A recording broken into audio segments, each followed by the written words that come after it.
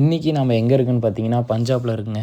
நான் last video Meghalaya இருக்கும். மேகாலயாலேருந்து பஞ்சாப் வந்ததுக்கு காரணம் என் பேக் ஃபுல் வெயிட்டாக இருந்ததுனால எங்கள் மாமா வீட்டில் வந்து பேக்கில் இருக்கிற வெயிட்டெல்லாம் குறைச்சிட்டு இங்கே பஞ்சாபில் இருக்க அமிர்தசரஸ் வந்துட்டுங்க.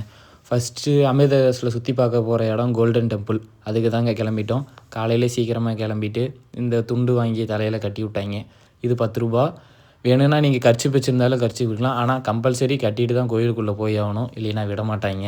அப்புறமா போயிட்டு என்னோடய பேகு, ஷூஸு இதெல்லாம் போயிட்டு டோக்கன் போட்டு, அதெல்லாம் ஃப்ரீ தான். டோக்கன் போட்டுட்டு கோயிலுக்கு கிளம்பிட்டேங்க. இதுதான் கோயிலோட ஒரு என்ட்ரன்ஸ். மொத்தம் 4 என்ட்ரன்ஸ் இருக்குங்க. கோயிலுக்குள்ளே போகலாமா வாங்க. இது கோயில்.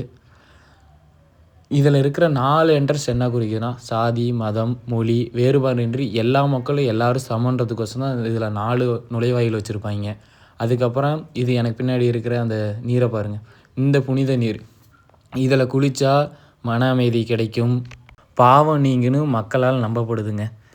அதுக்கப்புறம் இந்த கோயிலோட உண்மை பெயர், இந்த கோயிலோட உண்மை பெயர் என்னென்னா ஸ்ரீ ஹரிமந்திர் சாஹிப்ங்க. 1581 குரு அர்ஜுன் தேவ்ஜி இவர் தான் இந்த கோயிலை கட்ட தொடங்கினாருங்க. இதுக்கு மேலே பூசிருக்கிற இந்த தங்கம் பூச உதவி வந்து மகாராஜா ரஞ்சித் சிங் 19ஆம் நூற்றாண்டில் அவர் உதவி இருக்காருங்க. நான் போனப்போ செம்ம கூட்டம். நான் காலையிலேயே ஒரு 7 மணிக்கு கிளம்பிட்டேங்க. 7 மணிக்கு போகிறப்ப செம்ம கூட்டம். அந்த க்யூவை மட்டும் பாருங்கள். நான் இப்போ காட்டுறேன் எவ்வளோ லைனில் நிற்கிறாங்க மட்டும் பாருங்கள். நான் இதில் பார்த்துட்டு கோயிலை பார்க்கணுன்னா எப்படியும் ஹாஃப் டேக்கு மேலே ஆயிரும். அதனால் நான் கோயிலுக்குள்ளே போகல.